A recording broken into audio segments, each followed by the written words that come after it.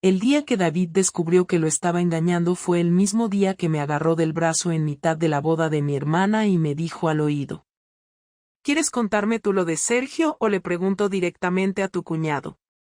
Me quedé paralizada. No por miedo a que gritara o armara un escándalo, sino porque, joder, no tenía ni idea de cómo lo había descubierto. Estábamos en un salón precioso, en Segovia, rodeados de familia, música, vino, y toda esa hipocresía que se respira en las bodas cuando uno ya sabe que su matrimonio está en coma. La última vez que David y yo follamos con ganas fue en junio, y eso que ya era octubre. Yo llevaba puesto un vestido rojo, demasiado escotado para la ocasión según mi madre, y fingía reírme con mis primas mientras por dentro sentía que todo se iba a la mierda. Lo peor de todo es que, aunque sabía que lo que estaba haciendo con Sergio estaba mal, no podía parar. Había algo adictivo en esa clandestinidad. En sentirme observada otra vez. Deseada. Viva. Pero que David lo supiera, que se me plantara ahí, delante del puto Candy Bar con esa calma tan suya, fue como una bofetada. Y aún no sabía lo que venía después. No sabía lo que él había planeado. Ni hasta dónde estaba dispuesto a llegar. Ahora que ha pasado todo, voy a contarlo desde el principio. Porque sí, yo fui la que metió la pata.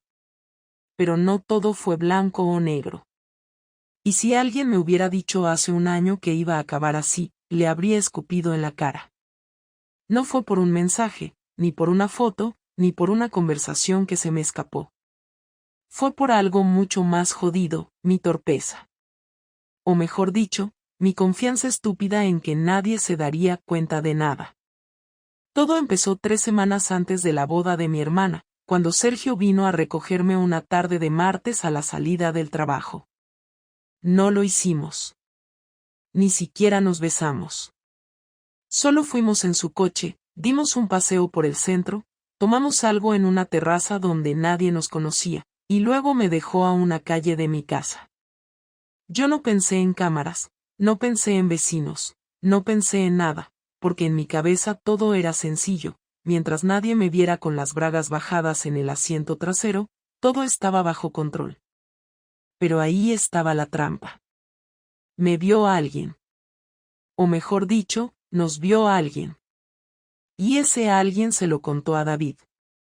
No supe que algo pasaba hasta el viernes siguiente.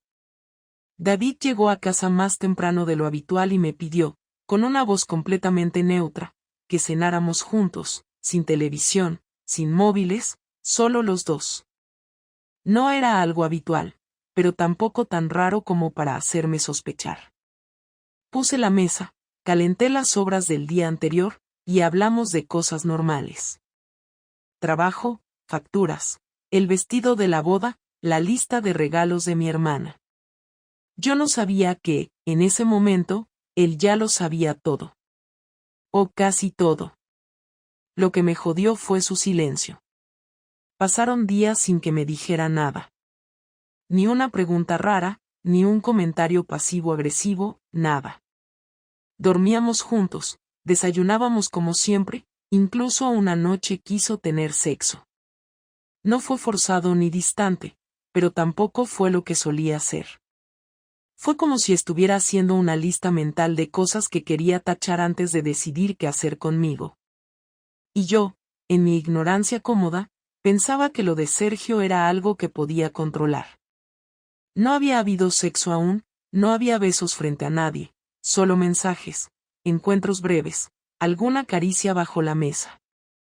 ¿Qué podía salir mal? Todo, por supuesto. Todo salió mal. Lo que terminó de romper el silencio fue la madre de David. Él había ido a verla sin decirme nada, un sábado por la mañana, y según me contó después, lo hizo solo para buscar algo de claridad. Su madre, que nunca me quiso demasiado, lo escuchó en silencio y le hizo una sola pregunta: ¿y qué vas a hacer con ella? Él no supo qué contestar, así que no hizo nada. Pero alguien sí hizo algo. Su madre fue a ver a mi hermana. Y ahí empezó todo a desmoronarse. Mi hermana me llamó 2 días antes de la boda, alterada, nerviosa, como si estuviera a punto de vomitarme algo que llevaba guardando durante horas. Me dijo que su suegro había escuchado a la madre de David hablando con una vecina en la panadería, soltando indirectas sobre una mujer que jugaba con fuego y un marido que no era tan idiota como parecía. Yo me reí, como si no entendiera nada, y le dije que seguro eran habladurías, que la gente del barrio era así. Pero colgué con las piernas temblando. Empecé a revisar mentalmente cada paso que había dado en las últimas semanas. Cada salida, cada excusa, cada frase.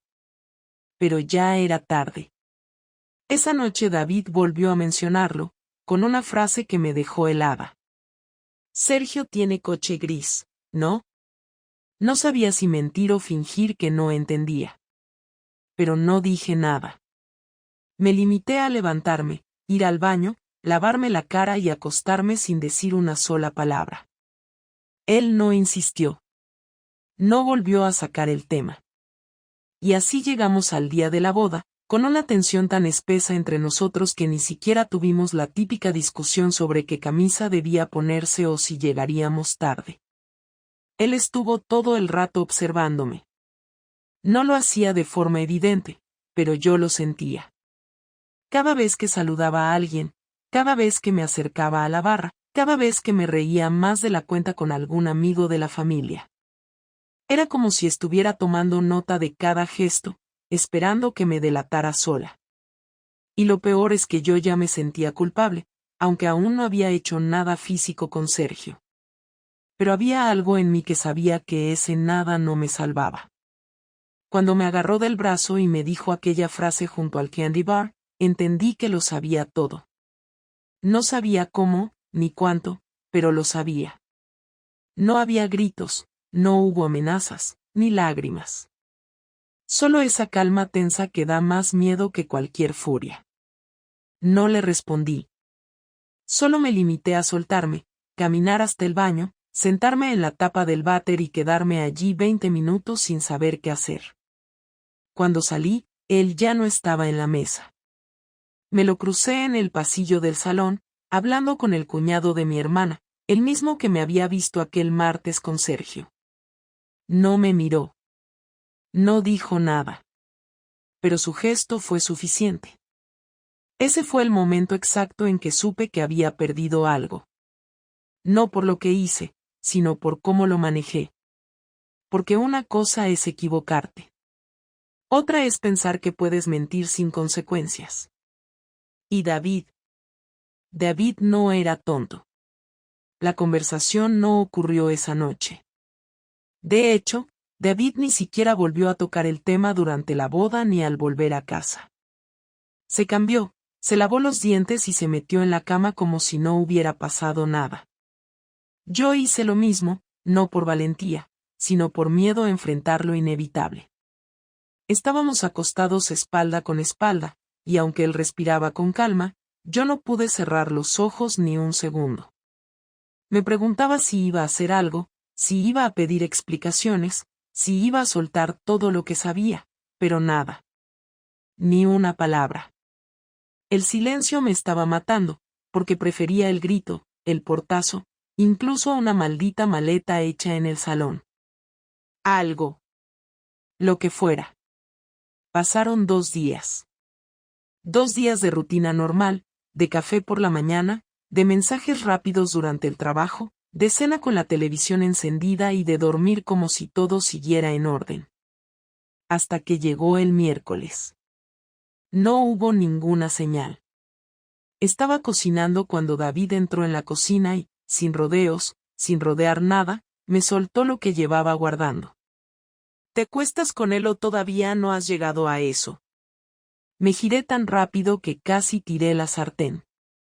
Me apoyé en la encimera, intentando mantenerme firme, pero las piernas me temblaban. ¿Qué estás diciendo? Estoy preguntando. No estoy acosando. Quiero saber si me estás engañando físicamente o si solo te estás dejando querer. Me miró con una expresión que no supe interpretar, como si estuviera conteniendo algo más grande que el enfado. No me he acostado con nadie, dije sin apartar la mirada, y tú no tienes derecho a hacerme este tipo de preguntas sin pruebas. ¿Pruebas? No necesito pruebas. No soy policía ni juez. No me interesa si hay penetración o solo paseos románticos por la ciudad. Me interesa saber si eres una cobarde que no tiene el valor de admitir que quiere estar con otro. Ahí me di cuenta de que todo lo que intentara decirle iba a parecer una excusa. Pero aún así, lo intenté. No quiero estar con otro. No es eso. Solo, hice una pausa larga, demasiado larga, buscando palabras que no existían. Solo necesitaba sentirme distinta. ¿Distinta cómo? No lo sé. Más viva. Más deseada. Más algo. No sé. Estaba aburrida. No de ti. De mí. De todo. Y él apareció en medio de esa mierda. Fue todo. David asintió lentamente, sin dejar de mirarme. Me estaba observando como si intentara decidir si lo que yo decía valía la pena o si simplemente era ruido. Cuando habló de nuevo, su voz estaba más baja, pero mucho más cargada. Entonces, no fue por mí. No porque te maltraté, ni porque no te escuché, ni porque te fallé como marido. ¿Fue porque tú estabas aburrida? No fue así. No lo entiendas de esa manera. Es la única manera en la que se puede entender, respondió sin levantar la voz. Tú estás aburrida, te cruzas con un tío que te hace ojitos y decides jugar con fuego sin decir nada, sin preguntarte si querías salvar lo que tenías, sin pensar en si eso que te faltaba podías buscarlo conmigo. Solo lo hiciste. Como si yo fuera un mueble. Como si no estuviera aquí. Yo sabía que cualquier cosa que dijera iba a ser usada en mi contra, pero el silencio era aún peor, así que volví a intentar explicar algo que ni yo tenía claro. No lo planeé. No fue algo que busqué. Me pilló por sorpresa. Y no supe cómo pararlo. ¿Y ahora qué? ¿Vas a seguir viéndolo? No lo sé. Perfecto, dijo, y salió de la cocina sin decir nada más. Me quedé sola, con la cena aún a medias, sin saber si seguir cocinando tenía sentido o si directamente debía irme a dormir y dejar que el resto se desmoronara por sí solo. Pero no fue el final. Esa noche, en la cama, él me volvió a hablar. Esta vez sin rabia. Solo con una frialdad que no le conocía. Lo peor de todo es que no me sorprende. Llevábamos meses mal. Pero yo pensé que era algo que podíamos arreglar. Que estábamos en una mala racha. Tú no. Tú preferiste el atajo. No es un atajo. Es una cagada. Da igual como lo llames. Lo hiciste. Lo viviste. Lo escondiste. Lo defendiste. Y ahora lo justificas. Es todo lo que necesito saber. ¿Y qué vas a hacer? Ya lo verás. Eso fue todo. Se dio la vuelta y se durmió. Yo no. Yo me quedé ahí, mirando el techo, con las tripas hechas un nudo, sabiendo que algo se había roto. No por haber sido descubierta, sino porque no supe defenderme, ni siquiera mentir bien, ni siquiera sentir que tenía algún argumento a mi favor. Me quedé vacía. Y cuando me quedé vacía, entendí que lo que venía no era perdón, ni reconciliación, ni una charla de pareja. Lo que venía era castigo. No dijo nada al día siguiente. Tampoco al otro. No hubo discusiones, ni preguntas, ni intentos de hablar. Solo silencio. Un silencio educado, preciso, casi profesional. No me ignoraba, pero tampoco me hablaba más de lo necesario. Me daba los buenos días, Me preguntaba si necesitaba algo del supermercado, se despedía cuando salía de casa y regresaba por la noche como si fuéramos dos compañeros de piso que se saludan por pura cortesía. Yo sabía que algo se estaba cocinando, que no era el tipo de hombre que soltaba su rabia de golpe y luego se calmaba, sino que prefería pensar, organizar, actuar cuando la otra persona ya había bajado la guardia. Y eso era justo lo que estaba haciendo. El primer aviso me llegó cuando vi que faltaba su ordenador. Siempre lo tenía en la mesa del salón, cargándose o abierto con algún documento del trabajo. Pensé que lo habría llevado a la oficina, pero al revisar los cajones me di cuenta de que también había desaparecido una carpeta con nuestros contratos, copias de escrituras y el archivo con nuestras claves compartidas. Me hice la tonta, convencida de que tal vez solo había querido protegerse. Pero la verdad no tardó en aparecer. 2 días después, recibí una llamada de mi jefe. Me pidió que pasara por su despacho. Me senté frente a él sin saber qué esperar, y me lo soltó sin rodeos. Marta, ¿tienes algo que contarme? ¿Perdón? Recibimos esta mañana un correo con capturas de mensajes entre tú y un cliente. Uno que trabaja con nosotros. Y, francamente, no sé cómo interpretar esto. Me quedé helada. No hacía falta preguntar quién lo había enviado. David no solo había conseguido acceder a mis conversaciones con Sergio, sino que había tenido la sangre fría de enviarlas directamente a mi trabajo, en lugar de venir a gritarme a la cara. Ni siquiera me dio la oportunidad de explicarme. No me gritó, no me insultó, no me acusó. Solo me expuso. A lo grande. Sin una sola palabra. Y aún no había terminado. Apenas salí de la oficina, vi las notificaciones en el grupo familiar. Mi hermana, mi madre, mi tía, todas con mensajes confusos. Una foto mía con Sergio, caminando juntos, tomada claramente desde lejos, y otra en la que él me tocaba la cintura en una cafetería. Nada explícito, pero sí lo suficiente para dejar claro que no era una relación profesional. Mi madre me llamó al instante. No le contesté. No podía. Mi cabeza iba a 1000. Me temblaban las manos. Estaba en shock. Nunca imaginé que David sería capaz de algo así. Volví a casa sin saber si él estaría. Y ahí estaba. En el sofá, viendo la televisión como si nada. Me detuve en el pasillo, lo miré durante unos segundos y hablé. ¿Has sido tú? ¿Qué crees? ¿Qué esperas conseguir con esto? Nada. Solo estoy igualando las condiciones. Tú elegiste exponerme con tus decisiones. Yo solo he hecho que los demás lo vean también. ¿Estás contento? No. Pero estoy tranquilo. Me senté al otro lado del salón, intentando entender el alcance de todo. No sabía qué más había hecho, ni hasta dónde pensaba llegar, pero lo que sí sabía es que el daño estaba hecho. Sergio me llamó esa noche, nervioso, preguntando si había sido yo la que había compartido las conversaciones. Le dije que no tenía ni idea de cómo habían salido a la luz. Me colgó sin decir nada más. Después de eso, no volví a saber de él. El lunes siguiente recibí una notificación oficial. Se abría una investigación interna en la empresa por conducta inapropiada. Mi puesto no estaba en peligro inmediato, pero mi reputación sí. Todo el mundo sabía lo justo como para mirarme con esa mezcla de lástima y morbo que tanto odio. En el grupo del trabajo, los comentarios pararon de repente. Mis compañeras dejaron de invitarme a tomar café. Uno de los jefes incluso dejó de saludarme en los pasillos. David no solo me dejó en evidencia.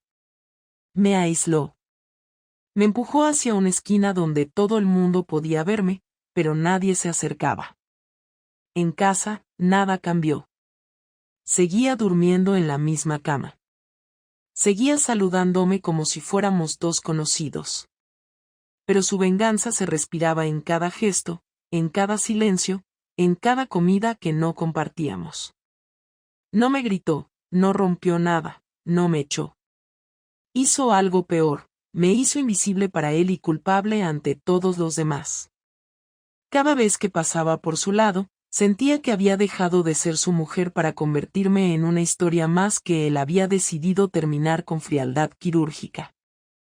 Pensé en irme de casa. Lo pensé de verdad. Pero algo me detenía. Tal vez por orgullo, tal vez porque quería que él dijera primero las palabras. Que fuera él quien me pidiera que me fuera. O tal vez porque aún no entendía cómo había llegado hasta ahí. Me acostaba cada noche sin saber si al día siguiente iba a perder el trabajo, si mi familia iba a dejar de hablarme, si Sergio iba a volver a llamarme o si David iba a seguir planeando más movimientos. Él no me preguntó si me arrepentía. Y yo no se lo dije. Porque no sé si me arrepentía por lo que hice, o por haberlo hecho con alguien tan estúpido. O tal vez solo me arrepentía de haber subestimado a David. La conversación que yo sabía que iba a llegar no ocurrió cuando debería. David no me gritó cuando lo esperaba, no me pidió explicaciones cuando yo aún quería darlas, no me echó cuando tenía todas las razones para hacerlo. Pero cuando finalmente habló, lo hizo con tanta calma que dolía más que cualquier insulto. Era jueves por la noche. Yo estaba en la cocina, preparando una tortilla que sabía que probablemente no iba a comer. Él apareció en silencio, cogió un vaso de agua, se apoyó contra la encimera y me miró con esa expresión que había mantenido durante semanas, ni odio ni afecto, solo distancia. He pedido el divorcio esta mañana, dijo sin rodeos, sin dramatismo, como si estuviera informándome de un cambio en la tarifa del gas. Me giré, apoyé las manos sobre la encimera y lo miré sin saber qué decir. Me lo había imaginado, claro que sí, pero escucharlo en voz alta era otra cosa. ¿Ya está? ¿Sin hablarlo antes? ¿Hablarlo? ¿Para qué? Tú ya tomaste una decisión hace tiempo. Yo solo estoy poniéndole nombre. No me diste la oportunidad de explicarte nada. Solo mandaste todo al carajo delante de todos. No necesitaba explicaciones. Las fotos eran claras. Los mensajes eran claros. Tu actitud fue clara. No tengo interés en escuchar cómo me vas a contar que fue un error, que no querías, que no sabías, que te sentías sola. Todo eso ya me lo imagino. Y no me interesa. No fue solo sexo, porque ni siquiera llegamos a eso. Fue un error, sí. Pero no lo planeé, no lo busqué. No fue sexo, pero sí fue traición. No hace falta acostarte con alguien para destrozar a quien tienes al lado. No es lo físico lo que me jodió, es que te fuiste emocionalmente sin decir nada, y te metiste en la cama cada noche como si yo fuera idiota. Eso no se arregla con una charla. ¿Y qué esperas ahora? ¿Que me largue esta noche? No. Ya lo he pensado. Puedes quedarte aquí hasta que encontremos una solución legal. Pero desde hoy esto se acabó. No más cenas juntos, no más intentos de cordialidad. No más hacer como que no ha pasado nada. No voy a insultarte, ni a hacer escándalos. Pero ya no estamos casados emocionalmente. Y pronto tampoco lo estaremos en papel. Me apoyé en la pared y me pasé las manos por la cara. No lloraba, pero tenía esa presión constante en la garganta que no me dejaba respirar. Intenté buscar algo que dijera, alguna frase que sirviera de ancla, pero nada parecía suficiente. ¿De verdad no hay nada que quieras saber de mí? ¿Nada que te interese entender? Ya entendí lo esencial. Y lo que no entendí, prefiero dejarlo sin respuesta.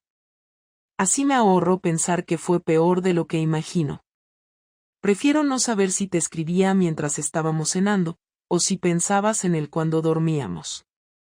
No necesito saber cuándo empezó ni cuánto tiempo llevabas mintiendo. Quiero pasar página. Me niego a quedarme atrapado en una historia donde fui el único que jugaba limpio. ¿Y lo que hiciste tú? Mandar todo a mi jefe, a mi familia, dejarme sola ante todos. ¿Eso no fue cruel? No fue cruel. Fue necesario. Te expuse como tú me expusiste a mí. Solo que tú lo hiciste a escondidas y yo lo hice de frente. No te insulté, no inventé nada, no manipulé a nadie. Solo mostré la verdad. Que duela no es mi problema. No eres así. Nunca lo fuiste. Tú eras distinto. Sí, era. Hasta que dejé de confiar en ti. Hasta que te vi como alguien que prefería jugar con la verdad en vez de enfrentarla. No soy vengativo, pero tampoco soy estúpido. No me ibas a dejar como un payaso en silencio. Yo también tengo dignidad. ¿Y si te dijera que me equivoqué? Que me dejé llevar por un momento, por una carencia, por algo que no supe manejar. Te creería. Pero no me importa. Porque tus razones no cambian el hecho. No me hacen menos imbécil por no haberlo visto antes. No me devuelven la confianza, ni el respeto, ni el tiempo perdido pensando que podía arreglarse. Nos quedamos en silencio varios minutos. No era incómodo, era simplemente un punto muerto. Como si todo lo que se tenía que decir ya estuviera dicho. Él se giró y caminó hacia el salón. Antes de salir, dijo algo más, sin mirarme. No te odio, Marta. Pero tampoco te quiero ya. Y eso es lo más triste de todo. Me quedé en la cocina, de pie, sin moverme, mientras la tortilla se quemaba en la sartén. No la apagué. Ni siquiera me acerqué. Solo me apoyé en la encimera y me quedé ahí, sola en la casa que ya no era mía, con un hombre que ya no me pertenecía, pensando que esa era la última conversación que íbamos a tener como pareja. Y que no tenía final feliz, ni perdón, ni redención. Solo hechos. Fríos. Directos. Irreversibles. Después de aquella noche, todo se volvió automático. Nos levantábamos, desayunábamos por separado, salíamos de casa sin hablarnos más allá de lo imprescindible. Él dormía en la habitación de invitados, y yo me quedé en la nuestra, no por comodidad, sino porque ninguno quiso plantear otra solución. Era como si ya estuviéramos divorciados y solo faltaran los papeles. Cuando llegaron los documentos, no lloré. Los firmé sin leerlos demasiado. No porque no me importara, sino porque sabía que no había nada que discutir. Las condiciones eran justas. Nada agresivo, sin represalias económicas, sin peleas por la vivienda ni por las cuentas. Él quería irse en paz, y yo, en el fondo, sabía que había perdido cualquier derecho a negociar algo distinto. La notaría fue el punto final. Nos miramos lo justo, firmamos delante de una mujer que ni se inmutó y salimos por separado. Me volví a casa andando. Él cogió un taxi. No nos despedimos. No había nada que decir. Lo peor vino después, cuando todo bajó de intensidad. Cuando ya no había tensión, ni discusiones, ni silencios cargados. Solo vacío. Las primeras semanas después de que se mudara a su nuevo piso fueron raras. No saber a qué hora llegaba, si comía bien, si dormía tranquilo. Saber que ya no era asunto mío. Que si le pasaba algo, no me iba a enterar, que si conocía a alguien, no iba a ser yo quien lo supiera primero. Que su vida continuaba sin mí. Eso fue lo que más me dolió. No fue el divorcio, no fue el rechazo, fue la indiferencia. Ver cómo él podía reconstruirse sin mí, sin necesidad de mis palabras, de mis gestos, de mis explicaciones. No me pidió volver, no dejó ninguna puerta entreabierta. Se fue con todo cerrado. Intenté seguir con mi vida.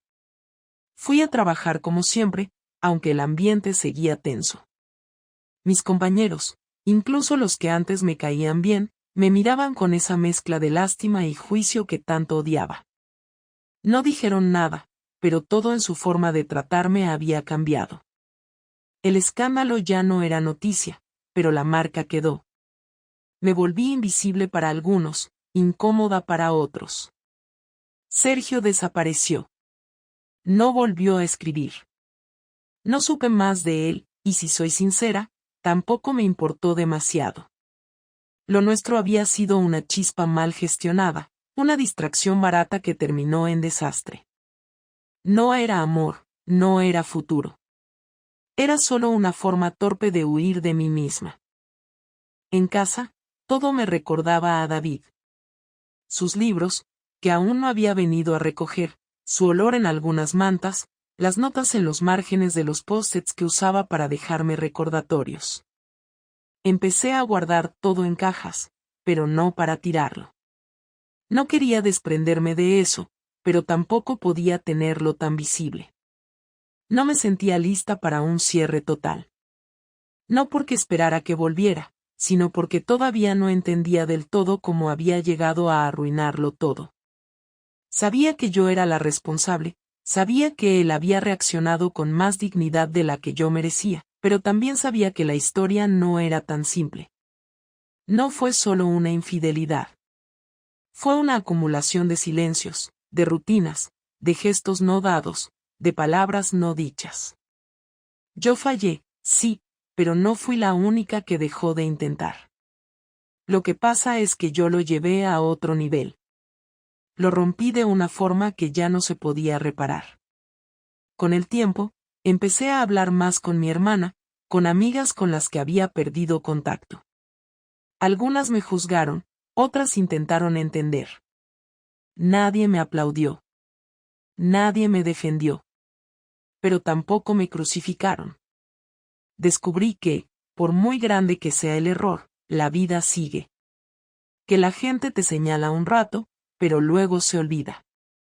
Que tú eres la que sigue viviendo con eso. Y ahí está lo importante, ¿qué haces tú con ese error? Durante un tiempo quise que él me diera una última oportunidad. Fantaseaba con una conversación sincera, con una tregua, con un intento. Pero eso no ocurrió. Él cerró el capítulo, y yo tuve que aceptar que no siempre se puede volver atrás. Ahora vivo sola en el mismo piso. No porque no pueda irme, sino porque aún no decido si quiero empezar de nuevo o simplemente quedarme donde todo se rompió. Empecé a estudiar por las tardes, nada ambicioso, solo para ocupar la mente. Dejé de revisar sus redes. Dejé de esperar mensajes. Me obligué a salir de esa espera estúpida. No fue fácil. No lo es. Pero al menos ahora puedo mirarme al espejo sin agachar la cabeza. No estoy orgullosa de lo que hice. No me justifico. Pero tampoco voy a vivir eternamente pidiendo perdón. Lo que pasó me enseñó muchas cosas. Que la rutina no es excusa. Que si algo no va bien, se dice. Que si estás vacía, no buscas fuera, hablas con quien está dentro. Que nadie merece enterarse de esa manera. Que hay errores que no se borran, y otros que te definen. Yo ya no soy la misma. Y aunque no sé si eso es bueno o malo, al menos es real. Eso fue lo que aprendí. No hay lecciones mágicas. Solo consecuencias. Algunas más duras que otras. Algunas que te acompañan para siempre.